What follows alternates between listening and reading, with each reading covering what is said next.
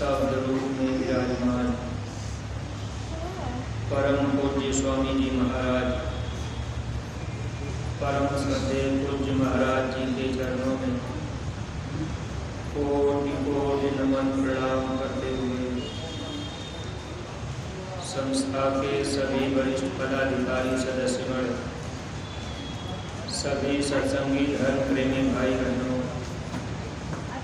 जिम्मेदार सेवादार भाइयों को सादर जय गुरुदेव।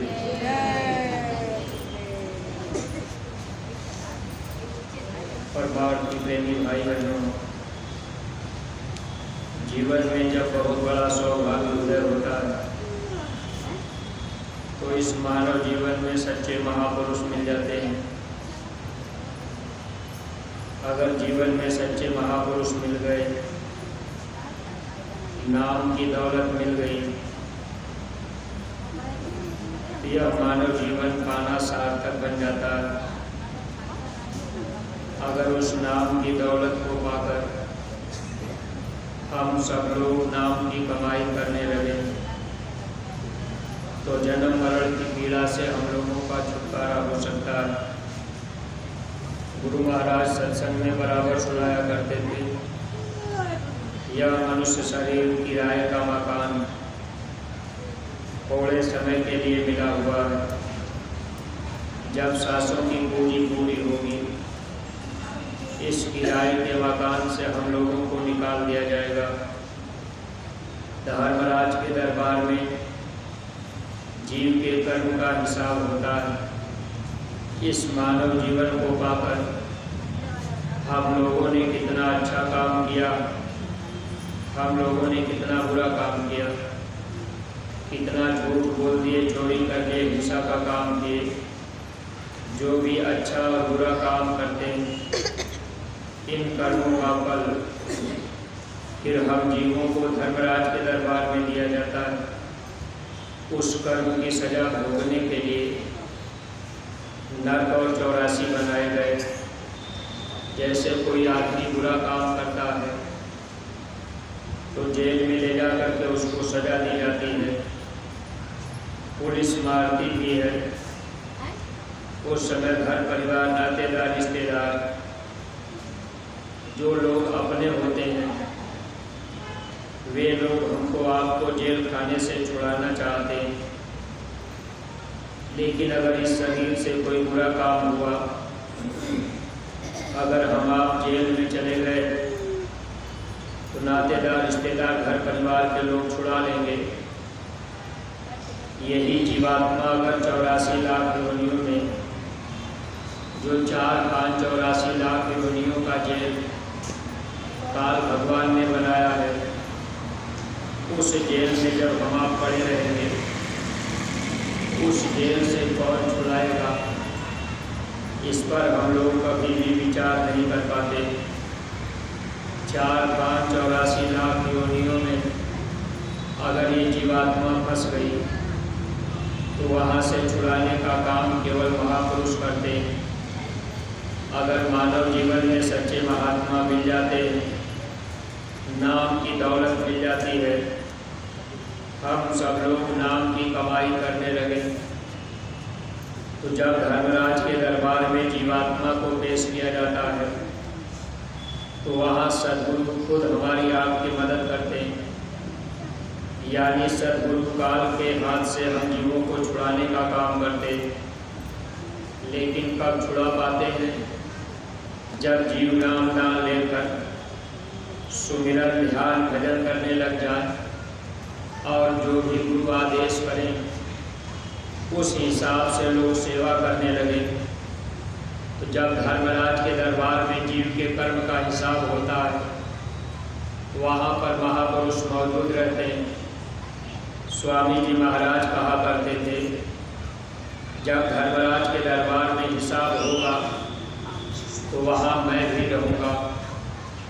स्वामी जी कहते थे, बच्चा अगर आपने मेरी बात नहीं मानी तो फिर काल आपको सजा दे देगा, फिर मैं आपको छुड़ा नहीं सकता। देखिए, महात्मा नाम की दौलत भी दे देते हैं, क्योंकि जब जब महापुरुष इस धरती पर आते हैं, नाम की दौलत हम जीवों को दे देते हैं। अब हम सब लोग नाम की कमाई नहीं कर पाते, यानी सुमिरन ध्यान और भजन, यही नाम की कमाई, ये दौलत आत्मा के काम आती है। जब मौत का समय आता है, दुनिया की सारी दौलत जो भी हम आप यहाँ इकट्ठा करके रख लिए, घर मकान दुकान जमीन सब कुछ यही पड़ा रह जाता है। इस शरीर से जब आत्मा निकल जाती है तो शरीर भी मुर्दा हो जाता है, फिर कोई हम लोगों का नाम नहीं लेता। अगर हमारे शरीर से आत्मा निकल जाए तो फिर हमारा भी आप नाम नहीं लेंगे। ऐसे ही प्रेमी भाई बहन, घर परिवार में किसी के शरीर से आत्मा चली गई तो फिर हम आप उनका नाम नहीं लेते। आत्मा के रहने की वजह से ही हम लोगों का नाम होता है, मान सम्मान होता है, लेकिन हम लोग अपनी आत्मा के लिए कोई कमाई नहीं कर पाते। घर मकान दुकान जमीन जो कुछ हम आप तैयार करते हैं, ये हमारे काम आएगा, लेकिन वो शरीर के काम आता है। शरीर अलग है, आत्मा अलग है। हम लोग आत्मा है, ये शरीर काल का दिया हुआ किराए का मकान है। थोड़े समय के लिए आत्मा को इस शरीर में बंद किया गया और उस मालिक ने ये कहा भी कि आप इस शरीर में रह करके भजन कर लेना। तो जब सद्गुरु मिल जाते हैं तो भजन का रास्ता मिल जाता है। अगर सद्गुरु न मिले तो भजन करने का रास्ता नहीं मिल सकता।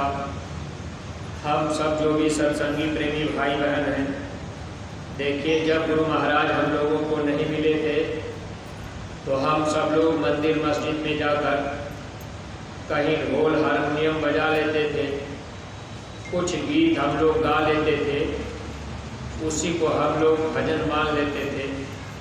लेकिन महापुरुषों ने इस बात को साफ साफ जाहिर किया, भजन उसका नाम नहीं जो हम आप ढोल हारमोनियम पर गाते बजाते गीत कथा कीर्तन करते हैं, ये भजन के अंतर्गत नहीं आता।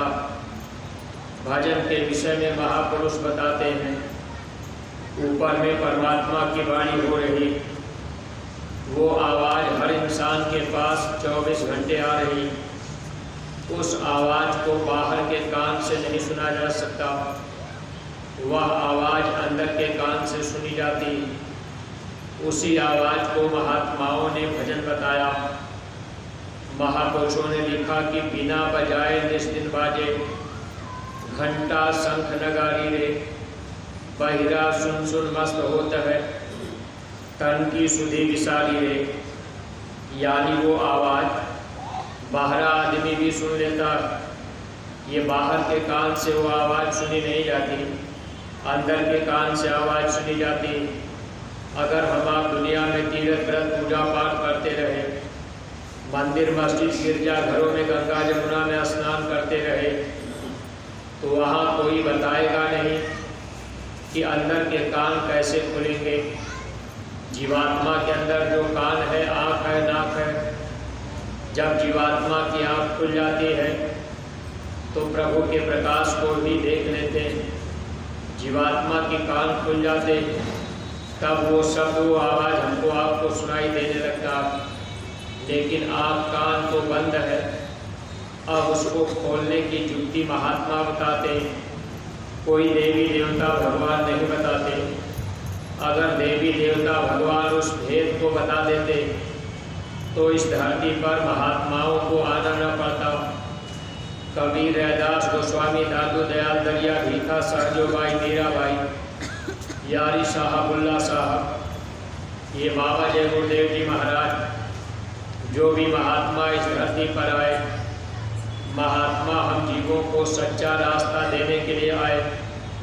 अगर आज इस मानव जीवन को पाकर हम सब लोग तीर्थ व्रत पूजा पाठ देवी देवताओं के पास आते जाते भी रहे, मंदिर मस्जिद में हम आप आते जाते रहे, गंगा जमुना में स्नान भी करते रहे, अगर मानव जीवन में सद्गुरु नहीं मिले, नाम का भेद नहीं मिला, तो ये मानव जीवन हम लोगों का धोखे में जा रहा है।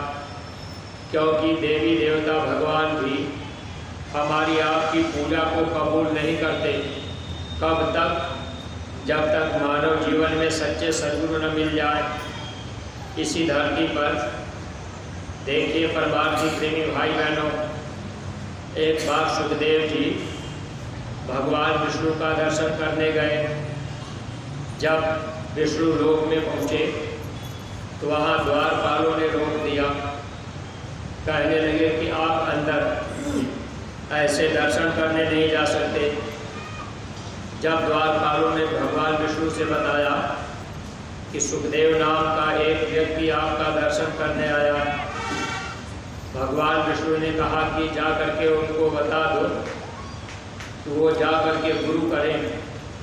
अभी उन्होंने गुरु नहीं किया है तो निगुरे को मैं दर्शन नहीं देता, कह दो वापस चले जाएं, गुरु कर लेंगे तब मेरा दर्शन होगा। आज हम आप ब्रह्मा विष्णु महेश की पूजा पाठ कर रहे। आज जो भी प्रेमी भाई बहन तीर्थ व्रत गंगा जमुना देवी देवता की पूजा पाठ कर रहे, अब देखिए वो हमको आपको दर्शन नहीं दे सकते जब तक हम आप गुरु नहीं करेंगे। अगर मानव जीवन में सच्चे सद्गुरु मिल जाएंगे तो महात्मा अगर मिल गए तब तो भगवान भी मिल सकते हैं। अगर महात्मा जीवन में नहीं मिले तो भगवान का मिलना, देवी देवताओं का मिलना मुश्किल है। चाहे हम आप कितना भी पूजा पाठ करें, अब हम आप जोग रमा लें, गंगा जमुना में रोज़ स्नान करें, लेकिन प्रेमी भाई बहनों, भगवान को हम आप कभी पा नहीं सकते। इसलिए मानव जीवन में गुरु का मिलना जरूरी होता है। अब भगवान विष्णु तो साफ शब्दों में कहे कि मैं निगुरु को दर्शन नहीं देता। परमार्थी प्रेमी भाई बहनों, महात्मा जो भी इस धरती पर आए हमेशा इन बातों को स्पष्ट किए। कबीर साहब लिख करके गए कि निगुरा मुझको ना मिले, पापी मिले हजार, एक निगुरे के शीश पर लग पापी का भार। अब निगुरा आदमी यानी जिसने अपने जीवन में गुरु नहीं किया, अब उनके मिलने जुलने से भी हम जीवों के ऊपर कर्मों का बोझ आता है। इसलिए हम आप जितने भी सत्संगी प्रेमी भाई बहन, लगभग सब लोग ये प्रयास तो करते हैं कि अपने नातेदार, रिश्तेदार, सगे संबंधी, दोस्त यार मित्र जिनसे मिलना जुलना हुआ करता है, हम लोग चाहते हैं कि वे लोग भी सच्चा रास्ता सद्गुरु से ले लें ताकि उनका भी मानव जीवन पाना सार्थक बन जाए। लेकिन जब हम आप नातेदार, रिश्तेदार, सगे संबंधियों को ये बात बताते हैं कि भाई आप भी अपने जीवन में गुरु कर दीजिए तो आपको लाभ मिल जाएगा, जीवन आपका सार्थक बन जाएगा, लेकिन लोग ये सोचते हैं कि हमको गुरु की क्या ज़रूरत, हम तो पूजा पाठ देवी देवता की कर ही रहे। परमार्थी प्रेमी भाई बहनों, जब भगवान विष्णु ने सुखदेव को दर्शन नहीं दिया, तब वो वापस लौट करके जब आए मृतलोक में, अपने पिता से सुखदेव जी पूछ रहे कि पिताजी आज मैं भगवान विष्णु का दर्शन करने गया था, लेकिन उन्होंने मुझे अपना दर्शन नहीं दिया। उनके पिता ने कहा कि आखिर उन्होंने क्या कहा? तब सुखदेव जी बता रहे कि उन्होंने कहा कि जाओ तुम गुरु करो। जब तुमको गुरु मिल जाएंगे तब तुम मेरा दर्शन पा सकते हो। सुखदेव जी कहने लगे, पिताजी आखिर हम इतने बड़े ज्ञानी हैं, हम किसको गुरु बनाएंगे। तब उस समय सुखदेव के पिताजी ने कहा कि आप चले जाओ, इस समय राजा जनक जी के पास, राजा जनक इस समय वक्त के गुरु हैं, जब आप उनके पास चले जाओगे तो वो आपको भेद बता देंगे, भगवान से मिलने का, देवी देवता से मिलने का, यानी इस मनुष्य शरीर में हम आप कैसे भगवान को पावे, ये भेद महात्मा ही बताते हैं। देवी देवता तो पत्थर की मूर्ति बोलती नहीं। अब उस समय सुखदेव जी कहने लगे, पिताजी वो तो राजा है और हम तो त्यागी हैं, अब वो तो भोगी, हम तो ज्ञानी, तो आखिर हम उनके पास क्यों जाएं। यानी उनके अंदर अहंकार हो गया कि हम तो खुद ज्ञानी हैं, फिर हम तो त्यागी हैं, फिर हम राजा जनक को गुरु क्यों बनाएंगे। वो तो राजमहलों में रहते हैं, सुंदर सिंहासन पर बैठते हैं, मन के अंदर अहंकार पैदा हुआ। ऐसे कई बार सुखदेव जी जाने का इरादा भी बनाए राजा जनक के पास, लेकिन जब गुरु के पास जाने का मौका आता, राजा जनक के पास जाने का मौका जब कभी कभी सुखदेव को मिलता था, कुछ दूर जा कर के फिर लौट आते थे। मन में अहंकार हो जाता था, हम खुद ज्ञानी हैं। अब वो ऐसे धीरे धीरे लगभग 12 बार हो गया, जा कर के आधे रास्ते से लौट आते थे। 13वीं बार सुखदेव जी जा रहे थे राजा जनक को गुरु बनाने के लिए, तो देखिए उस समय रास्ते में नारद जी एक बुढ़े ब्राह्मण का रूप बनाकर, अब एक नाले का पानी बह रहा था, उसी नाले के पानी को मिट्टी उठा करके बांध रहे थे। नाले का पानी तेजी से बह रहा था, जितनी मिट्टी उठा करके डालते थे और फिर दूसरी बार मिट्टी ले आते थे, तब तक वो पानी मिट्टी को बहा देता था। इस तरह से कई बार वो मिट्टी डाले पानी बह जाता। अब उधर से सुखदेव जी आ रहे थे, राजा जनक के पास जा रहे थे, उसी रास्ते में अब ये नारद जी ब्राह्मण का रूप बनाकर यही काम कर रहे, मिट्टी नाले में डाल रहे, पानी बहा ले जाता। तो सुखदेव जी ने पूछा, करे महाराज आखिर आप ये क्या कर रहे हैं। उन्होंने कहा कि मैं ये नाले का पानी बांधना चाहता हूँ। तब उस समय सुखदेव जी बोले कि आप बुजुर्ग हैं, आप ये परिश्रम कर रहे हैं, आपका व्यर्थ जा रहा है, आप मिट्टी डालेंगे पानी बहा ले जाएगा। आप ऐसा कीजिए, पहले इसमें छोटी छोटी लकड़ियों का ढेर लगा दीजिए, घास फूस डाल दीजिए, उसके बाद मिट्टी डालिए, तब ये पानी रुक जाएगा। अगर ऐसे आप मिट्टी डालेंगे तो पानी बहा ले जाएगा और आपका परिश्रम बेकार जाएगा। नारद जी कहने लगे, हमारा परिश्रम व्यर्थ चला जा, हमको चिंता नहीं है। हमको चिंता इस बात की है कि सुखदेव जी 12 बार तो राजा जनक को गुरु बनाने के लिए गए, लेकिन आधे रास्ते से लौट गए, उनकी 12 कला खत्म हो गई। यानी गुरु के प्रति अभाव पैदा जब होता है तो एक तरह से शक्ति भी क्षीण होती है। अब उस समय जब सुखदेव जी ये बात सुने, नारद जी बताए कि 13वीं बार वो जा रहे, अब मेरा तो जीवन भले व्यर्थ हो जा परिश्रम, लेकिन उनका जीवन धोखे में जा रहा। इतना सुनते ही अब सुखदेव जी बेहोश होकर गिर पड़े कि मेरी 12 कला खत्म हो गई, 2 कला बची। अब वहाँ से नारद जी गायब हो गए।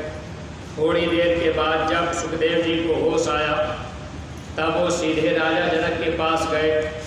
उन्होंने इरादा बनाया कि अब की बार मैं गुरु करके ही आऊँगा। फिर जब सीधे राजा जनक के पास पहुँचे, वहाँ राजमहल में खबर दी गई। सिपाहियों ने, द्वारपालों ने बताया, महाराज सुखदेव नाम का एक आदमी आपसे मिलना चाहता। तब उस समय राजा जनक बोले, कह दो बाद में मिलेंगे, अभी वो बाहर रहे। ऐसी जगह पर वो खड़े थे जहाँ पूरे राजमहल का कूड़ा कचरा फेंका जाता था, अब कई दिन बीत गए, वही बेचारे बाहर खड़े पड़े रहे।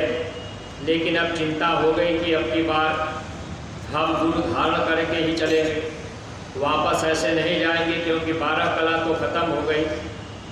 खड़े रहे, काफ़ी दिन बीत गया। एक दिन राजा जनक ने द्वारपालों से कहा, अरे वो सुखदेव को बुलाओ। अब सुखदेव को जब अंदर बुलाया गया तो सुखदेव जी क्या देख रहे कि राजा जनक सिंहासन पर बैठे हैं, एक पैर उनका आग में जल रहा है और एक पैर स्त्री दबा रही, यानी एक पैर पकड़ करके स्त्रियां सेवा कर रही, एक पैर उनका आग में जल रहा। राजा जनक के इस दृश्य को देखकर सुखदेव के अंदर बहुत ही आश्चर्य लगा। और जब वो सुखदेव जी राजा जनक जी के पास गए, थोड़ी बातचीत चलती रही, तब तक द्वारपाल फिर भाग करके आया। उसने कहा, महाराज महल के चारों तरफ आग लग गई है और ये महल पूरा जलने जा रहा है। तब तक सुखदेव जी उठ करके भागे। राजा जनक ने कहा, सुखदेव आप भाग कहाँ रहे? उन्होंने कहा, महाराज बाहर आग लग गई है, मेरा कमंडल बाहर ही पड़ा है, जल जाएगा। तब उस समय राजा जनक ने कहा, सुखदेव अरे मैं भोगी हूँ, तुम त्यागी हो, मेरा पूरा महल जल रहा, मुझको चिंता नहीं हुई, तुम्हारा कमंडल जल रहा, तुमको चिंता हो गई। अब ये बात उनके अंदर फिर लग गई। देखिए प्रेमी भाई बहनों, बात वो कहाँ कहे थे, लेकिन राजा जनक इस बात को जब उस समय कहे, अब सुखदेव का विश्वास पक्का हो गया।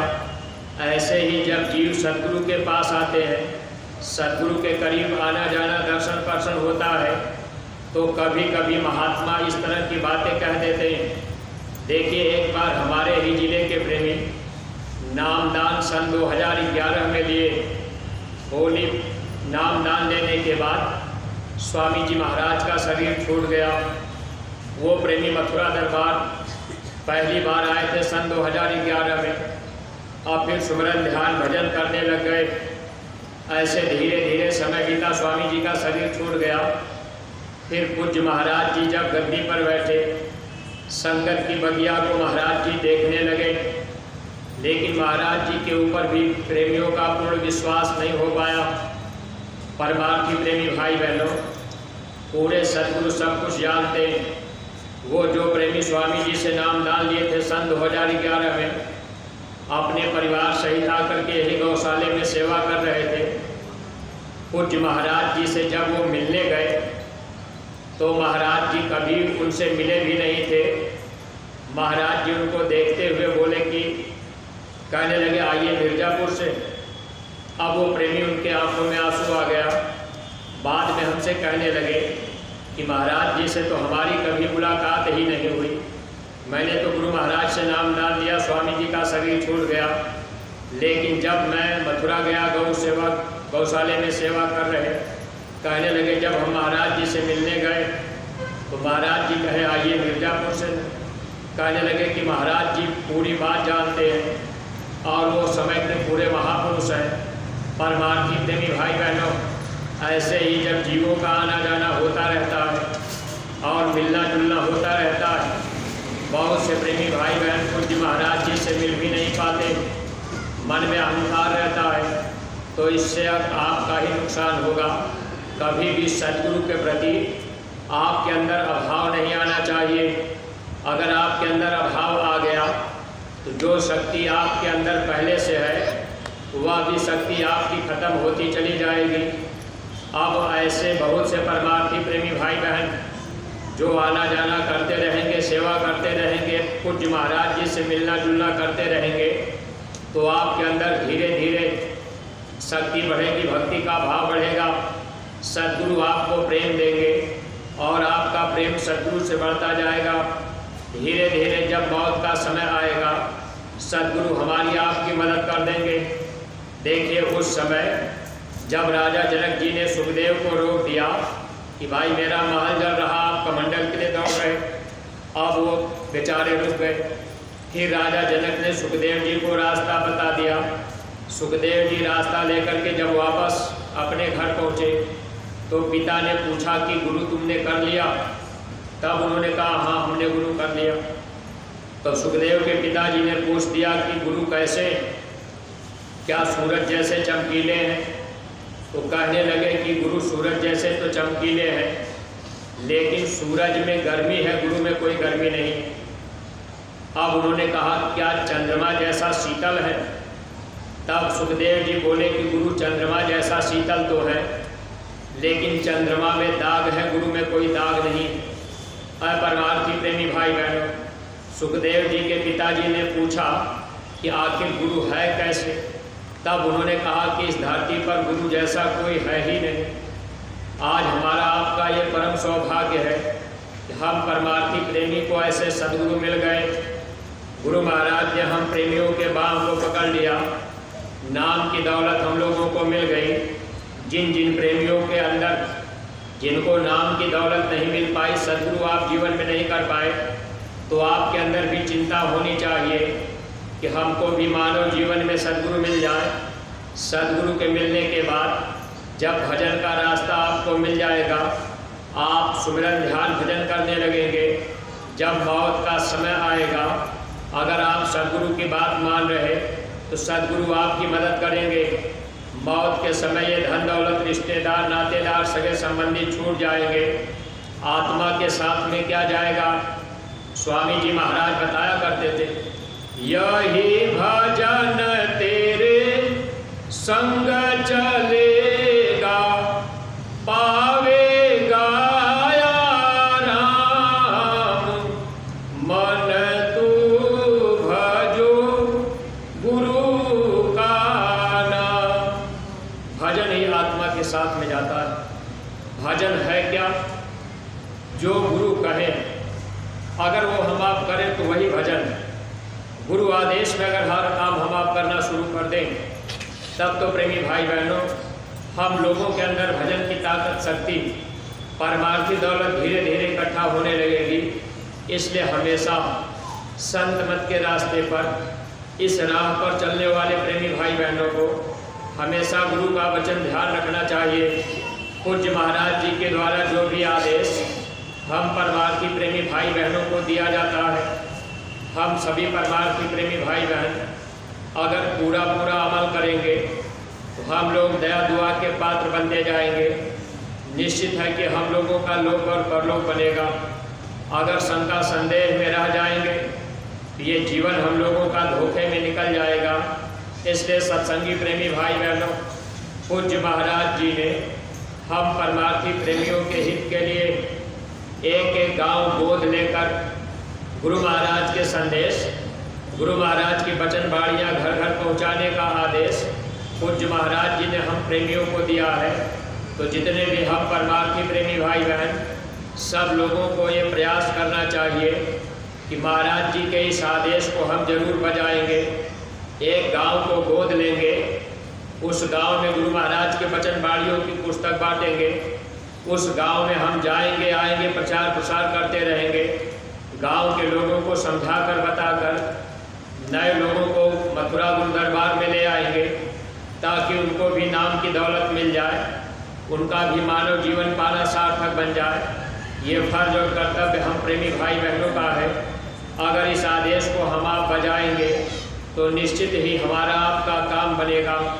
गुरु महाराज ने कहा था, बच्चे तुम मेरा काम कर दो, मैं तुम्हारा काम कर दूंगा।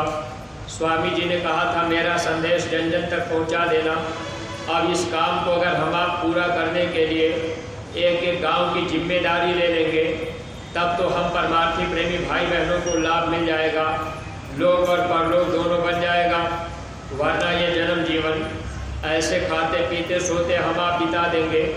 एक दिन मौत का समय आएगा, धर्मराज के दरबार में कर्म का हिसाब होगा, फिर हमको आपको नरको 84 में डाल दिया जाएगा। वहाँ कुत्ता सुअर बिल्ली घोड़ा गधा बनकर हम आप दर दर की ठोकर खाते रहेंगे। वहाँ कोई अपना पति कोई पत्नी नहीं बनेगी। आज तो इस मनुष्य शरीर में हम आप पति पत्नी का रिश्ता बनता है, शादी विवाह होती है। अब हम आप उसी में फूले रहते हैं, भूल जाते हैं महापुरुष अगर जीवन में मिल जाए तो लोक परलोक दोनों का लाभ मिल जाए। इसलिए परमार्थी प्रेमी भाई बहनों, देखिए आपके दूसरी क्रिया का समय हो रहा है। हम अपनी वाणी पर यहीं पर विराम दे रहे हैं। कोई भी बात अगर अटपटी लग गई हो तो आप लोग अपना छोटा भाई समझकर क्षमा कीजिएगा। सब लोग प्रेम के साथ मालिक के पावन नाम का उच्चारण करेंगे। जय गुरु।